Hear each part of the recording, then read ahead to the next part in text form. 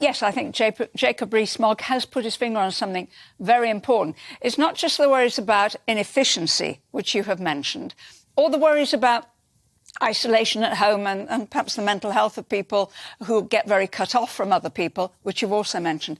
I think there's a problem of a lack of creativity.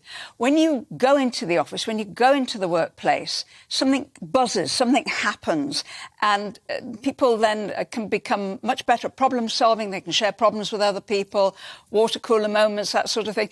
Marie Curie, the first woman to win a Nobel Prize, and she actually won two, and she was actually one of my mastermind subjects. She used the money from her second Nobel Prize to help create, with the Pasteur Institute, a sort of multi-complex in Paris. Would have a hospital on one side, research institute, the university on the other.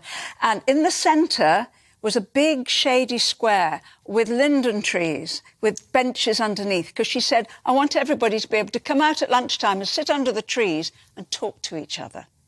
In other words, help solve the problem. Somebody would come out of the hospital and say, I've got a patient with this problem. Somebody who was a scientific researcher would have some suggestions. Somebody in the university would have the ability to do all the statistics or whatever.